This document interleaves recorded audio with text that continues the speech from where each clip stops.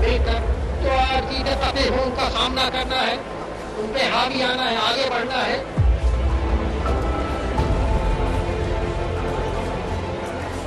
मैं इतना ही आपको विश्वास दिलाना चाहता हूँ कि हम दिखाने के लिए कोई काम नहीं करेंगे।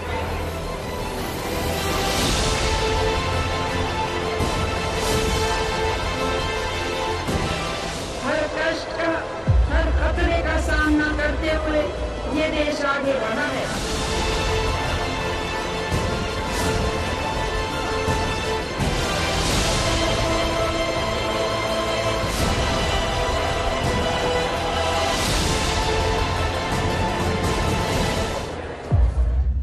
मेरे प्यारे देशवासियों,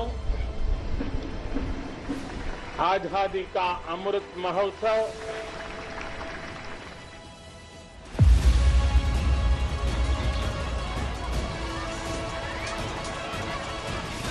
ये समय है साझा स्वप्न देखने का, ये समय है साझा संकल्प करने का, ये समय है साझा प्रयत्न करने का, और यही समय है हम विजय की ओर बढ़ चले। जय हिंद, जय हिंद, वंदे भारत माता की।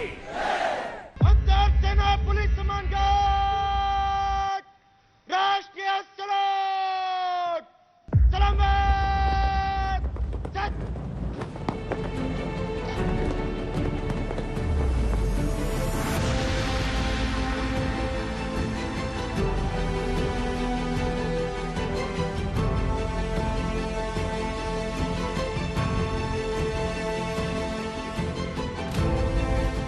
सत्रहवीं सदी से 21वीं सदी तक का साक्षी दिल्ली का लाल किला, देश की एक ऐसी ऐतिहासिक इमारत जिसने भारत के भविष्य की नींव पड़ते हुए अपनी आंखों से देखा है।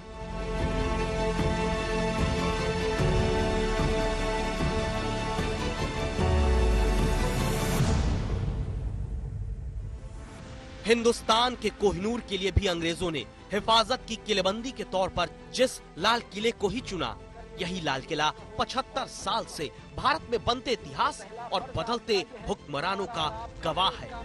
पाकिस्तान को बढ़ाने का सुंदर भारत, एक साफ भारत, एक प्रगतिशील भारत, एक चमकता भारत हम बनाएंगे।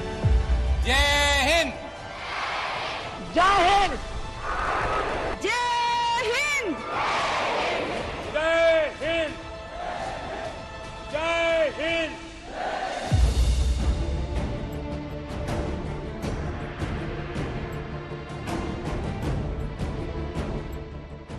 जय हिंद का उद्घोष और हिंद की जय की 75 साल की आजादी को समेटकर सिर्फ लाल किला नहीं खड़ा। लाल किला इतिहास से मिली सीख और भविष्य के भारत की खुशियों के इतिहास को रचने वाली गाथा का हर 15 अगस्त को गवाह बनता है।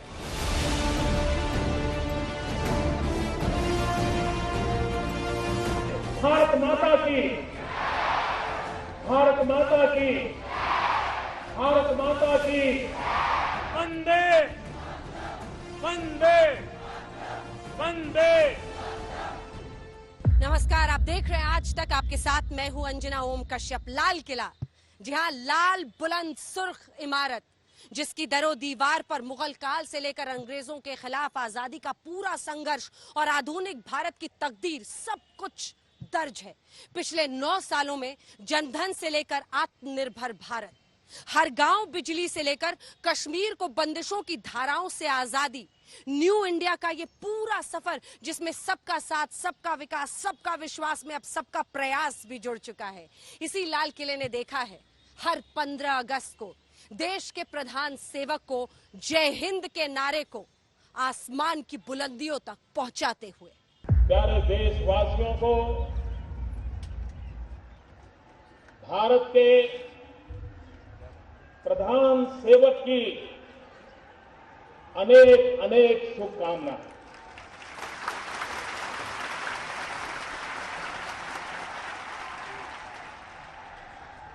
मैं आपके बीच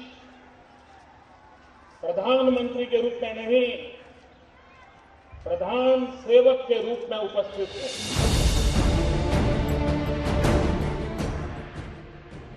2014 के 15 अगस्त से अब आजादी के अमृतकाल तक लाल किले से कही गई एक एक बात को बहुत गौर से सुना गया, जिससे पता चला प्रधानमंत्री नरेंद्र मोदी ने लाल किले की प्राचीर से अगर कुछ कहा तो उसके मायने क्या है। जैसे 2014 में प्रधानमंत्री मोदी ने लाल किले से अपने पहले भाषण में सबसे ज्यादा 52 बार सरकार शब्द का इस्तेमाल किया। 31 बार लोग, 23 बार गांव, 15 बार सपना, 14 बार युवा, 10-10 बार विकास और गरीबी जैसे शब्द अपने भाषण में प्रधानमंत्री मोदी लेकर आए, जो बताता है कि 2014 से ही नरेंद्र मोदी लाल किले से अपनी सरकार के जरिए लोगों के भरोसे को गांव-गांव तक पूरा करने वाला सपना पहुंचाने में जुटे, जिसमें युवाओं के विकास और गरीबी से ऊपर उठने का विश्वास शामिल रहा। एक प्रधानमंत्री जन धन योजना, इस प्रधानमंत्री जन धन योजना के माध्यम से हम देश के गरीब से गरीब लोगों को बैंक अकाउंट की सुविधा से जोड़ना चाहते हैं और स्किल इंडिया, हिंदुस्तान के कोटि-कोटि नौजवानों को स्किल, हुनर सीखे।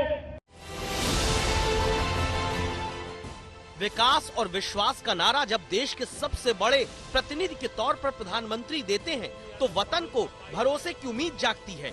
लोकतंत्र की मजबूती है लाल किला, जहां सत्ताधारी बदलते हैं, साथ ही आने वाले कल में भारत की हित की बातें भी नए बदलावों को समेट कर आती हैं।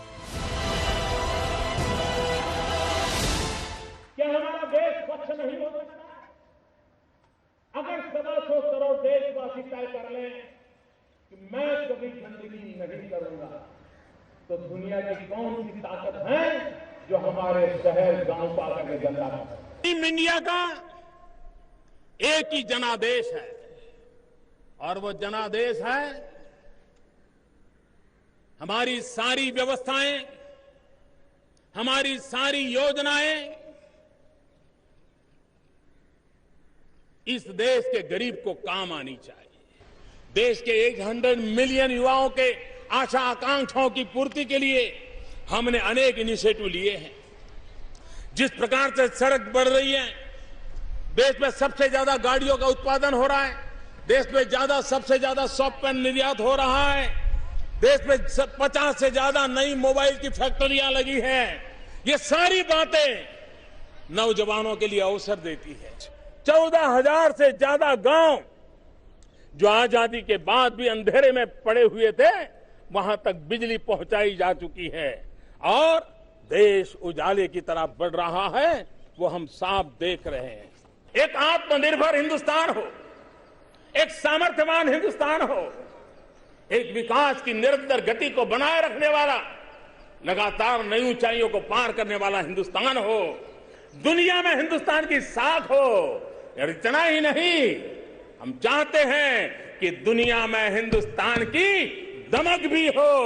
वैसा हिंदुस्तान बनाने के लिए हम चाहते हैं। इस सरकार की पहचान है, हम समस्याओं के टालते भी नहीं है, हम समस्याओं को टालते भी नहीं है और न ही हम समस्याओं को पालते। देश में N95 नहीं बनता था, बनने लगे। PPE नहीं बनता था, बनने लग गए। वेंटिलेटर नहीं बनता था, बनने लग गए। देश की आवश्यकताओं की तो पूर्ति हुई, लेकिन दुनिया में एक्सपोर्ट करने की हमारी ताकत बन गई। दुनिया की जरूरत थी, आत्मनिर्भर भारत दुनिया को कैसे मदद कर सकता है, आज हम इसमें हम देख सकते हैं। 21वीं सदी में भारत के सपनों और आकांक्षाओं को पूरा करने से कोई भी बाधा अब हमें रोक नहीं सकती। हमारी ताकत हमारी जीवटता है, हमारी ताकत हमारी एकजुटता है। लाल किले की प्राचीर से 2014 से अब तक हर स्वतंत्रता दिवस पर तिरंगा फहराने के बाद जनहित की योजनाओं का ध्वज जन धन से सबके प्रयास तक विस्तारित करने की जरूरत पड़ती आ रही है। अगर पिछले 2 दशक के लाल किले से प्रधानमंत्रियों के भाषण को सुनते हैं तो यूपीए 1 के पहले कार्यकाल में प्रधानमंत्री रहते मनमोहन सिंह ने अपने भाषण में 95 बार विकास और 66 बार तरक्की शब्द का प्रयोग किया। यूपीए 2 के कार्यकाल में भी मनमोहन सिंह ने लाल किले से 53 बार विकास शब्द को अपने संबोधन में हिस्सेदारी दी। विकास के मोर्चे को लाल किला मोदी राज में भी देख रहा है। पहले कार्यकाल में प्रधानमंत्री रहते नरेंद्र मोदी ने अपने भाषण में 92 बार विकास या विकसित शब्द का इस्तेमाल किया है। दूसरे कार्यकाल में अब तक विकास के साथ नरेंद्र मोदी के भाषणों में आत्मनिर्भर भारत की भूमिका बढ़ती गई है। आत्मनिर्भर भारत ये सपना संकल्प में परिवर्तित देख रहे हैं। आत्मनिर्भर भारत ये एक प्रकार से शब्द नहीं, ये आज 130 करोड़ देशवासियों के लिए मंत्र बन गया है।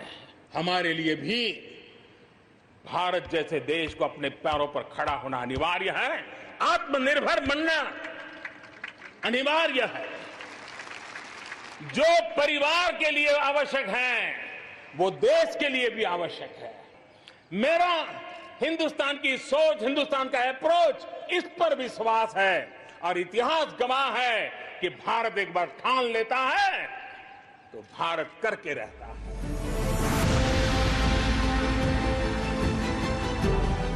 – 2014 से 2022 तक के भारत के विकास पथ को लाल किले की नजर से देखें तो पहले योजनाओं की बुनियाद आती है, फिर योजनाओं के तार से लाभ को अंतिम व्यक्ति तक पहुंचाने का जिम्मा, फिर आत्मनिर्भरता का मंत्र और फिर देश के आगे सबके प्रयास से बढ़ाने की जिम्मेदारी दिलाने का एहसास।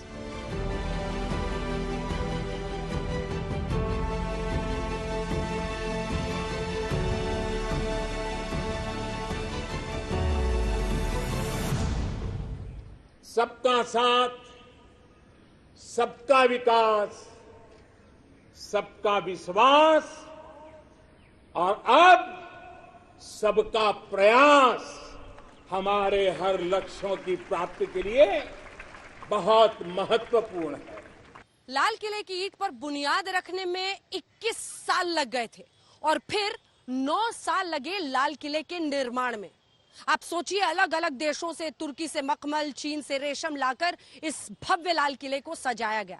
ये सब बताने के पीछे मकसद सिर्फ इतना है कि 9 साल लाल किले को बनने में लगे और 9 साल से प्रधानमंत्री नरेंद्र मोदी इसी लाल किले से देश को संबोधित कर रहे हैं। यूं ही नहीं खड़ा होता है एक भव्य इमारत, यूं ही नहीं एक बड़ा देश विकास की राह पर आगे बढ़ता है, यूं ही नहीं एक लाल किला खड़ा हो जाता है। जी हाँ, वक्त लगता है। प्रधानमंत्री नरेंद्र मोदी ने जिन योजनाओं का ऐलान अब तक लाल किले से किया या जिन योजनाओं का हिसाब जनता को लाल किले पर दिया, सब में लक्ष्य और लक्ष्य को प्राप्त करने की कोशिश का किरदार अहम रहा। जैसे देश को स्वच्छता के अभियान में सबसे आगे ले जाने के लिए शौचालय योजना का ऐलान हो,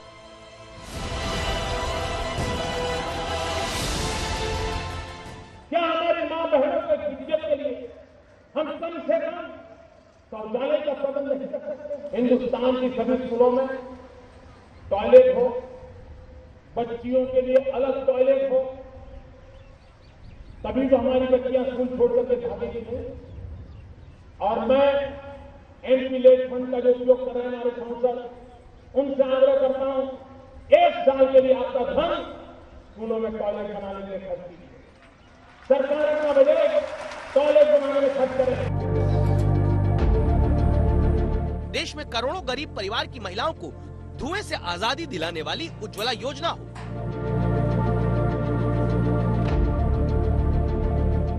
उज्ज्वला योजना हो, हमने गरीब के घर में गैस कनेक्शन पहुंचाने का काम किया हो, सौभाग्य योजना हो, गरीब के घर में बिजली पहुंचाने का काम किया हो, श्रमेव जयते को बल देते हुए हम आगे बढ़ने की दिशा में काम कर रहे हैं।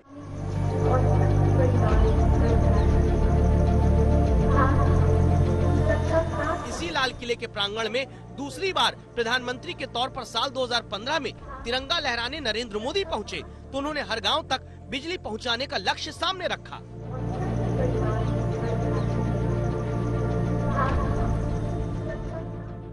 सवा सौ करोड़ देशवासियों की टीम इंडिया का संकल्प है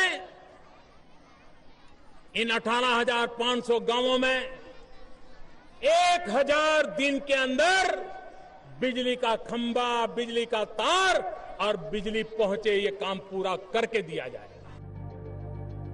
2014 से अगर प्रधानमंत्री ने योजनाओं का टारगेट सेट किया तो 2017 के बाद से उन योजनाओं में हासिल हुई कामयाबी का हिसाब लाल किले से ही दिया, जो बताता है लोगों को मुश्किल बना दी है।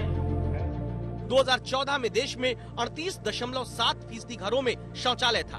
पिछले 8 साल में 11 करोड़ 22 लाख शौचालय बने। ठीक इसी तरह देश में 2014 तक 13 करोड़ गैस कनेक्शन रहे।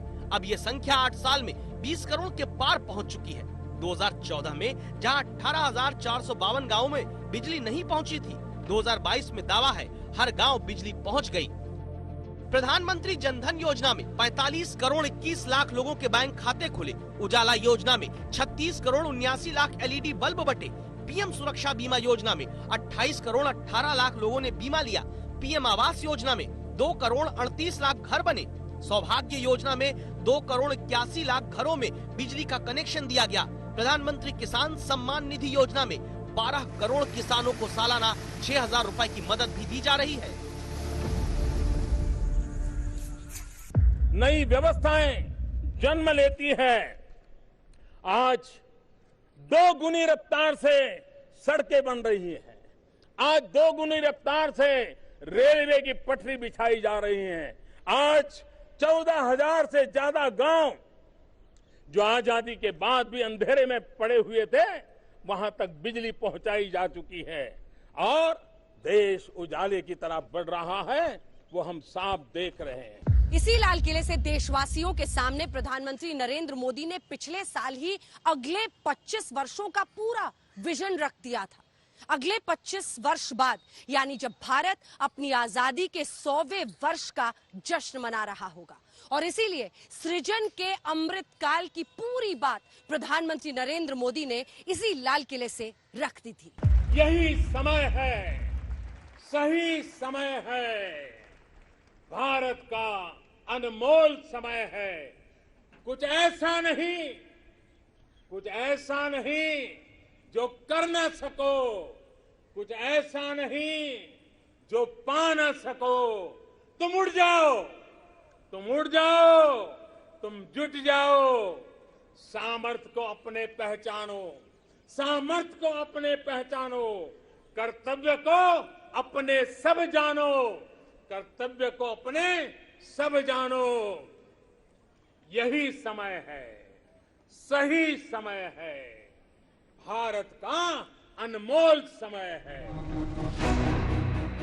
सही समय के पैमाने पर अगर देखें तो सच है कि गंभीर अस्थिरता पैदा करने की क्षमता रखने वाले मुद्दों पर भी बिना किसी हलचल सब कुछ सामान्य रहा है। फिर चाहे वो कश्मीर को धारा 370 से मिली आजादी हो, अनुच्छेद 370 के सभी खंड लागू नहीं होंगे, सिवाय खंड 1 के नामक अनुसार पढ़ा जाएगा, या अयोध्या का शांतिपूर्वक समाधान। लेकिन अब पिछले 1 वर्ष के दायरे में दुनिया के मोर्चे पर जो स्थितियां बदली, पहले महामारी, फिर विश्व में रूस यूक्रेन युद्ध का प्रभाव समेत ऐसे कई कारण रहे जिनसे अर्थव्यवस्था के मोर्चे पर चुनौती आई। लेकिन इन दुरूह परिस्थितियों का भी सामना करने का साहस देशवासियों के दम पर देश में उसी तरह है जैसे 4 सदी से लाल किला खड़ा है। वो भी एक जमाना था जब दुनिया से आवाज उठती थी, विद्वानों से आवाज उठती थी कि हिंदुस्तान की इकोनॉमी रिस्क भरी है, उनको रिस्क दिखाई देता था। लेकिन आज वही लोग, वही संस्थाएं, वही दोस्त बड़े विश्वास के साथ कह रही है कि रिफॉर्म मोमेंटम फंडामेंटल को मजबूती दे रहा है।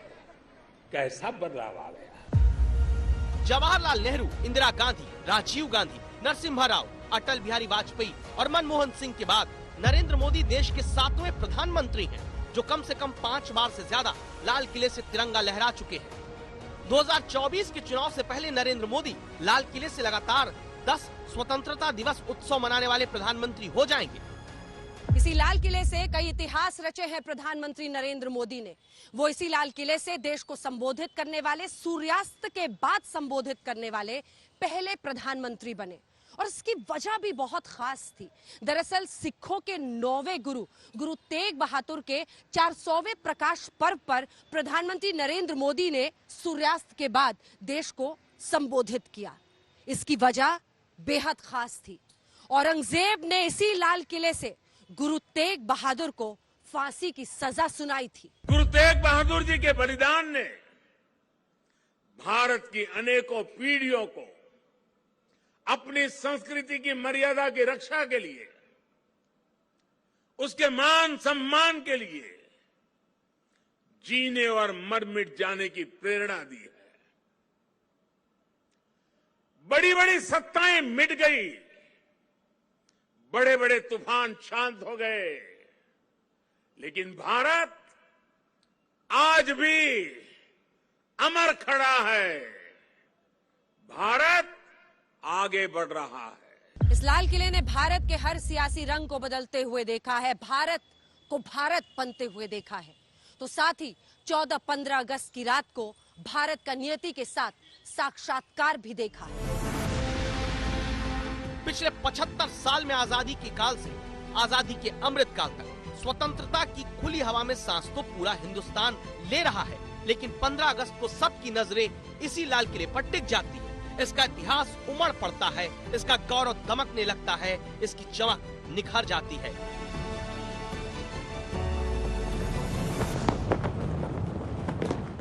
राष्ट्र रक्षा में अपने आप को दिन रात खपाने वाले, आहूत करने वाले वीर वीरांगनाओं को आज देश नमन कर रहा है।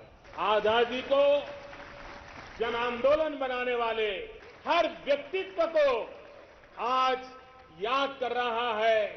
देश इन सभी महापुरुषों का ऋणी है। 1947 में 15 नहीं 16 अगस्त को लाल किले से तिरंगा लहराया गया। उसके बाद हर साल 15 अगस्त को ही लाल किले से आजादी का जश्न मनाते हुए तिरंगा फहराया जा रहा है।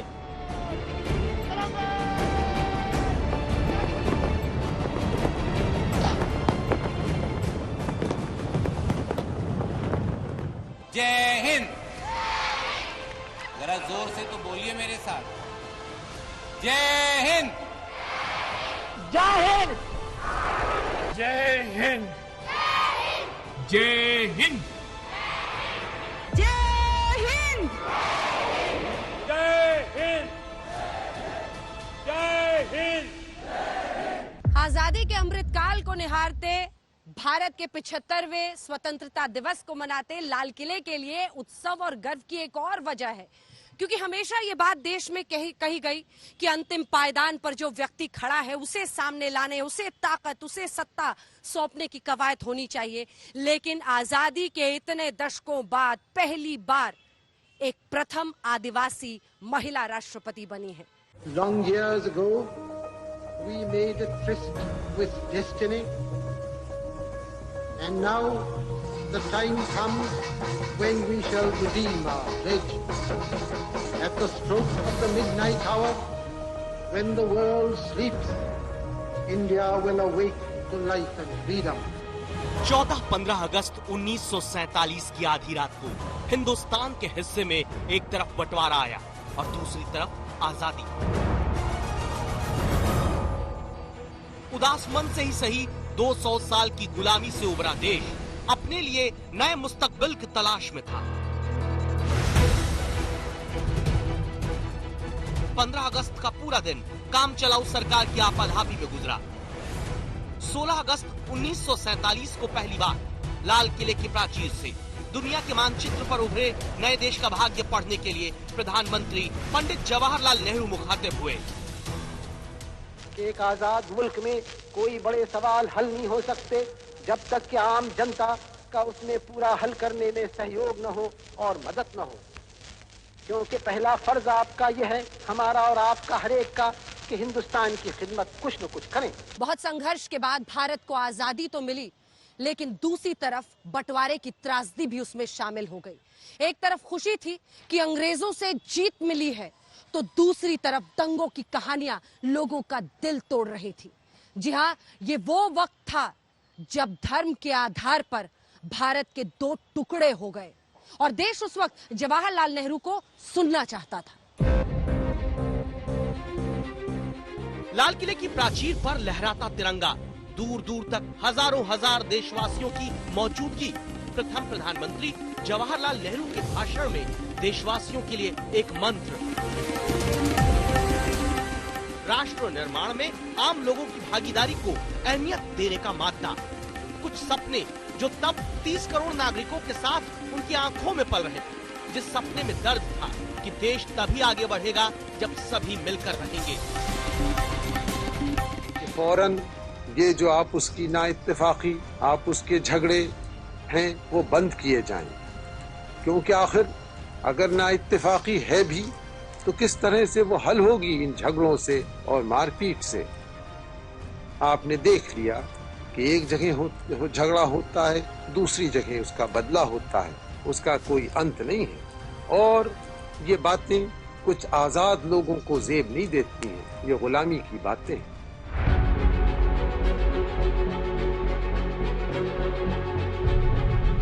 पंडित नेहरू को इस सच का एहसास था कि आजादी जितने संघर्ष से मिली, उस आजादी को संवारने के लिए कहीं ज्यादा संघर्ष अब करना होगा।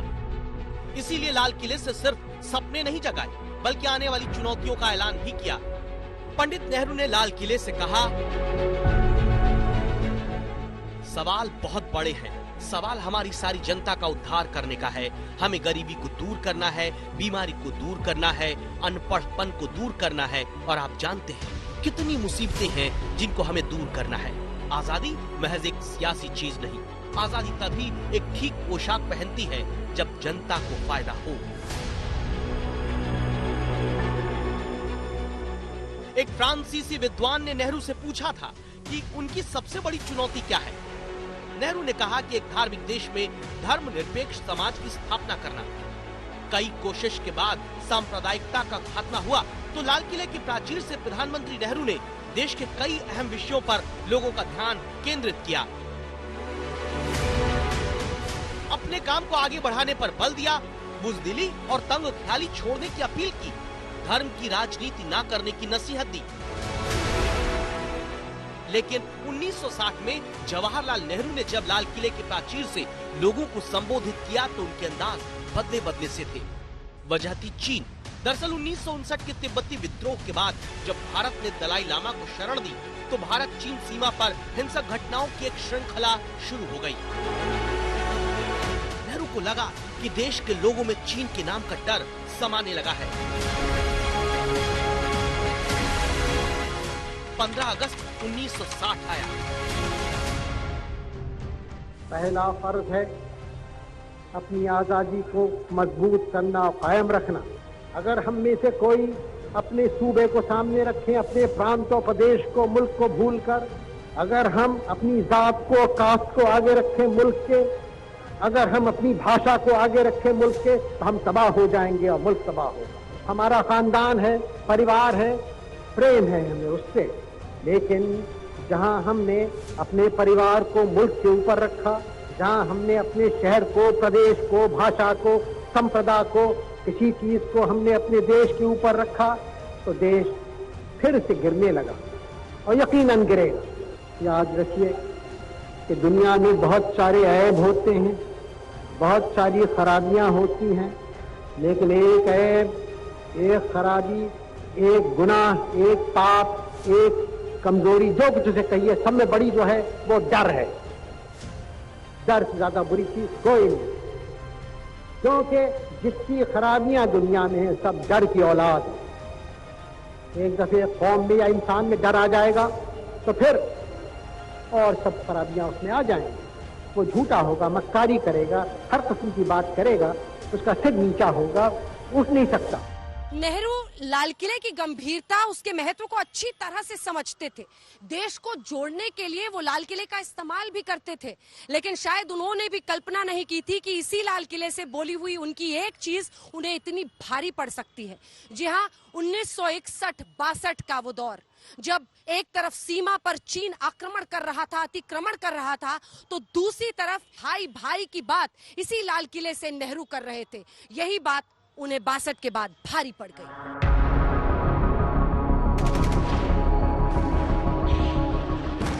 चीनी सेना ने 20 अक्टूबर 1962 को लद्दाख में और मैकमोहन रेखा के पार एक साथ हमले शुरू किए। चीनी सेना दोनों मोर्चे में भारतीय बलों पर भारी साबित हुई और पश्चिमी क्षेत्र में चुशुल में, रेजोंगला और पूर्व में तवांग पर कब्जा कर लिया। जब चीन ने 20 नवंबर 1962 को युद्ध विराम और साथ ही विवादित क्षेत्र से अपनी वापसी की घोषणा की, तब जाकर युद्ध खत्म हुआ।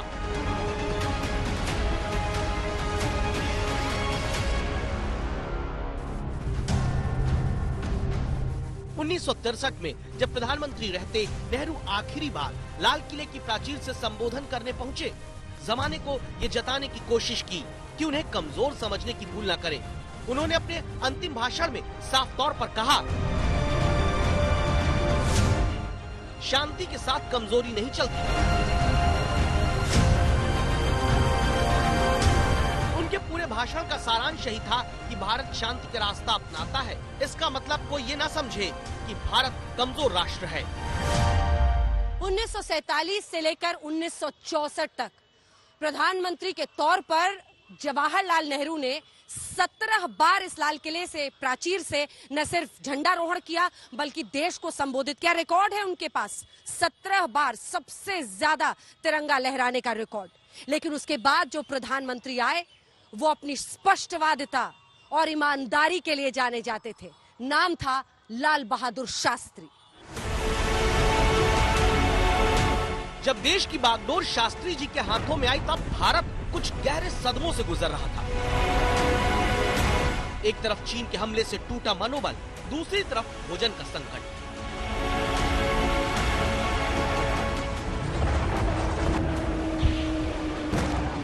कुछ दिन बाद पाकिस्तान भी आंख भारत को दिखाने लगा।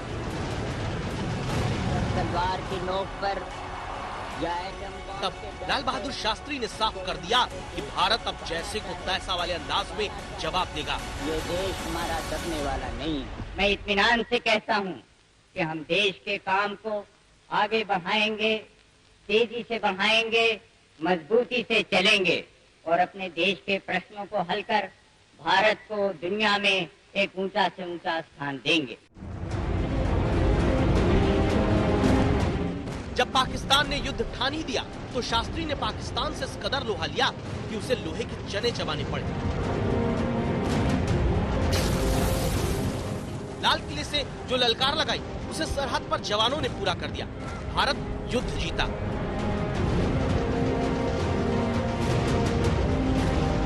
उससे पहले लाल किले से ही लाल बहादुर शास्त्री गरीबी और महंगाई पर दो टूक बात कर चुके थे।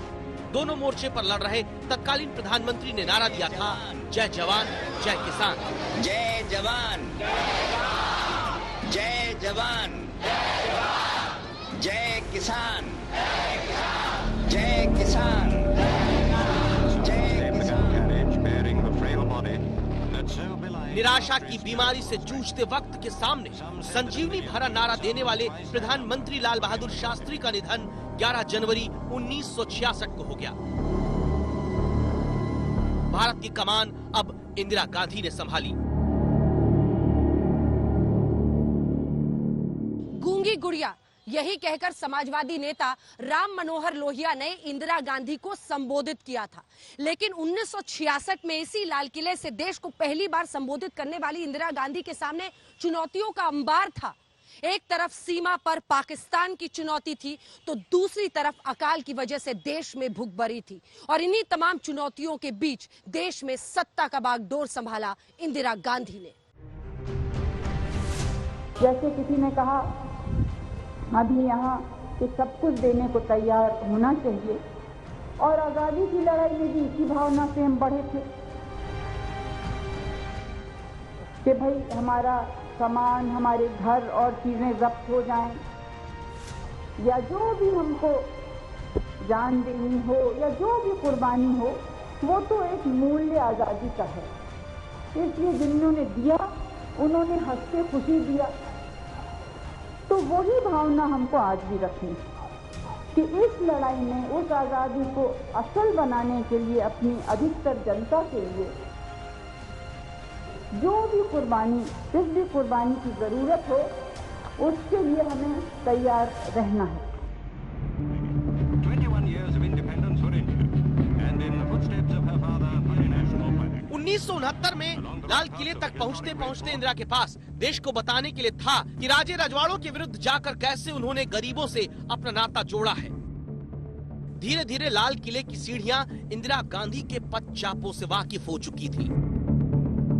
इंदिरा का राजनीतिक फलसफा लाल किले की प्राचीर से देश सुन रहा था। गरीबी हटाओ के नारे को हकीकत में बदलना बहुत आसान नहीं है। इंदिरा ने देश को ये बता दिया कि देश किस दिशा में जाएगा, कितना मजबूत होगा, कितना प्रगति करेगा, ये किसी दूसरे की जिम्मेदारी नहीं है, ये किसी दूसरे के मदद से नहीं होगा। ये हमें अपने हाथ और पैर से, अपने दिल की मजबूती से, अपने दिमाग की तेजी से हम सबको, आपको और हमको मिलके करना है। और ये भावना अगर होगी तो इस भारत को कभी कोई पीछे नहीं हटा सकता। 1971 में एक बड़ी जीत पर सवार होकर इंदिरा गांधी सत्ता में आई थी। पाकिस्तान के 2 टुकड़े करने के बाद तो कहा जाने लगा कि उनमें दुर्गा की शक्ति है, लेकिन तमाम चुनौतियों के बीच इंदिरा गांधी ने अपनी धमक इस देश में बना ली थी। लेकिन शायद उन्हें भी एहसास नहीं था कि 4 साल बाद इंदिरा गांधी एक बहुत बड़े भंवर में फंसने वाली थी। 1974 में इंदिरा सरकार ने परमाणु परीक्षण किया। 1975 में देश पर इमरजेंसी थोप दी। नेहरू ने कहा, आजादी खतरे में है, पूरी ताकत से उसको बचाओ। आज भी मैं आपसे यही कहती हूँ, आजादी खतरे में इसलिए नहीं पड़ती है कि कुछ लोगों को हम बोलने से बंद रख रहे हैं, वो अच्छी बात नहीं है और उसको भी जाना चाहिए, ये मैं 2 दफे पहले कह चुकी हूँ। लेकिन आजादी को खतरा तब होता है जब आजादी के मानी क्या है, लोकतंत्र के सच्ची मानी क्या है, देश का हित कहाँ है, इन चीजों को जब हम भूल जाते हैं तब असली आजादी को खतरा होता है। अगर हमें भारत की आजादी बचानी है तो देश में फिर से आजाद वो एकता, वो दृढ़ता, वो हिम्मत लानी है। एकता की बात करती इंदिरा गांधी की हत्या अक्टूबर 1984 में होती है।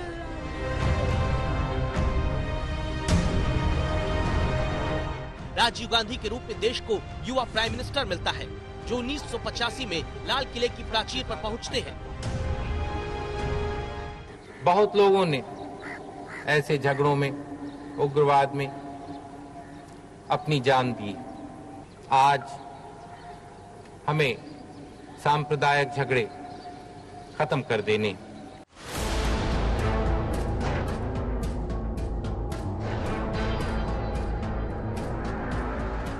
राजीव गांधी छवि मिस्टर क्लीन की बनाते हैं, लेकिन बोफोर्स तोप मामला, शाहबानो केस जैसे कुछ ऐसे कदम रहे जिनके साए में राजीव गांधी की छवि क्लीन वाली टूटती गई।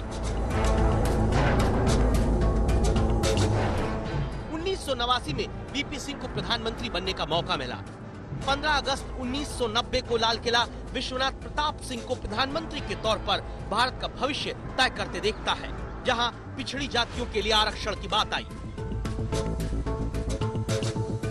एक फैसला हाल में सरकार ने लिया कि पिछड़े वर्ग को हम सरकारी नौकरियों में और पब्लिक सेक्टर में स्थान दें।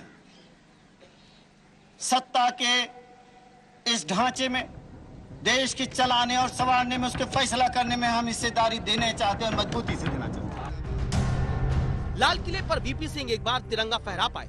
सरकार उसके बाद चंद्रशेखर की बनी, लेकिन युवा तुर्क कहे गए बलिया के चंद्रशेखर लाल किले तक पहुंचने का मौका नहीं पाए। इस बीच 1991 में राजीव गांधी की हत्या हुई।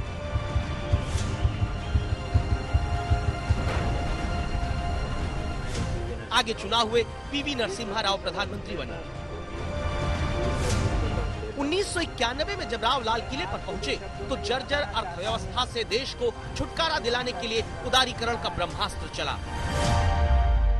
से पहले ये लाइसेंस परमिट वगैरह का चक्कर जो यहाँ चलता था, जिसके चलते लोगों को परेशानी होती थी, कोई काम आगे नहीं बढ़ता था, इस चक्कर को हमने काट दिया है। और हम ये आशा करते हैं, बल्कि हमें विश्वास है कि आगे आने वाले दिनों में हमारे निर्यात बढ़ेंगे और पर्याप्त मात्रा में हमें विदेशी मुद्रा मिलेगी। कांग्रेस पार्टी के प्रधानमंत्री के तौर पर नरसिम्हा राव को इस लाल किले पर आकर तिरंगा लहराने के मौके 5 बार मिले, लेकिन उसके बाद इस देश की सियासत बदलने लगी थी। जी हाँ, बीजेपी ने कोशिश तो की, लेकिन वो सत्ता में नहीं आ पाए। इंद्र कुमार गुजराल और देवेगौड़ा को एक एक बार मौका मिला कि वो यहाँ पर आकर तिरंगा लहरा सके, लेकिन 1998 के बाद इसी लाल किले के कंधे पर सवार होकर इस देश ने देश की सियासत में एक बड़ा बदलाव देखा। 15 अगस्त 1998 को लाल किले के प्राचीर से पहली मर्तबा एक ऐसे प्रधानमंत्री ने भाषण दिया जिनका कांग्रेस से कभी कोई रिश्ता नहीं रहा। जब पहली बार बतौर प्रधानमंत्री अटल बिहारी वाजपेयी ने लाल किले से बोला तो पोखरण में 11 और 13 मई को हुए परमाणु परीक्षण की धमक साफ साफ देश ने सुनी। किसी भी संकट का डटकर मुकाबला कर सकें, हमारी स्वतंत्रता और अखंडता क्षुण्ण रख सकें, इसी उद्देश्य से और केवल इसी उद्देश्य से हमने 11 और 13 मई को पोखरण में अणु विस्फोट किया था। पोखरण का अणु विस्फोट ये एक रात का खेल नहीं था। हमारे वैज्ञानिकों, इंजीनियरों, टेक्नीशियनों और हमारे सुरक्षा बलों के बरसों की तपस्या का यह फल था। मैं प्रधानमंत्री रहते वाजपेयी जब भी स्वतंत्रता दिवस के मौके पर लाल किले आते, पाकिस्तान पर भारत की नीति को लेकर कही गई बातें सुर्खियां बटोरती। पाकिस्तान के मित्रों से मैं कहता रहा हूं, हमें लड़ते लड़ते 50 साल हो गए और कितना खून बहाना बाकी है। लड़ना है हम दोनों को गरीबी से, बेरोजगारी से। लोग आए जाएं, दोनों देशों के चुने हुए नुमाइंदों का भी आना जाना अधिक हो, दोनों देशों के बीच सांस्कृतिक संबंध बढ़ें, बांटने वाली दीवारों में कुछ नए दरवाजे, नए खिड़कियां और रोशनदान खोलें। वाजपेयी के सामने पाकिस्तान से तनावपूर्ण संबंधों के बीच कश्मीर का सवाल भी रहा, जिसे हिंदुस्तान छोड़ नहीं सकता था और पाकिस्तान ऐसा कि छेड़ने से बाज नहीं आता था। स्वतंत्र चुनाव ने इस बात को फिर एक बार साबित कर दिया है कि कश्मीर की जनता ने सीमा पार से आतंकवाद को ठुकरा दिया है। जम्मू कश्मीर तथा लद्दाख के लोग लोकतंत्र चाहते हैं, वे अमन चाहते हैं, अपनी जिंदगी की खुशहाली को देखना पसंद करते हैं। प्रधानमंत्री रहते देश भर में सड़कों का जाल बुनना हो, नदियों को जोड़ना हो, विकास की गंगा लाल किले से 15 अगस्त को बहती दिखती, लेकिन उसी विकास की चकाचौंध से भरा इंडिया शाइनिंग का नारा 2004 के चुनाव में धूमिल पड़ा।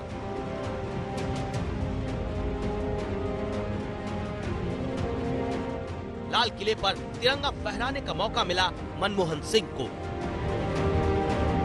हमें अनुसूचित जातियों, अनुसूचित जनजातियों, पिछड़े वर्गों तथा अल्पसंख्यकों की खास दिक्कतों पर तथा उनके अधिकारों पर विशेष ध्यान देना होगा।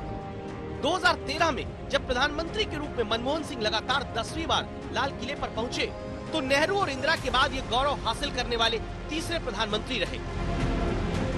अगर आज हम पंचायती राज को प्रभावी ढंग से इस्तेमाल में लाएं, तो हम प्राथमिक शिक्षा, चिकित्सा सेवाएं, पीने का साफ पानी और सफाई जैसी बुनियादी सुविधाएं अधिक कारगर ढंग से मुहैया कर सकेंगे।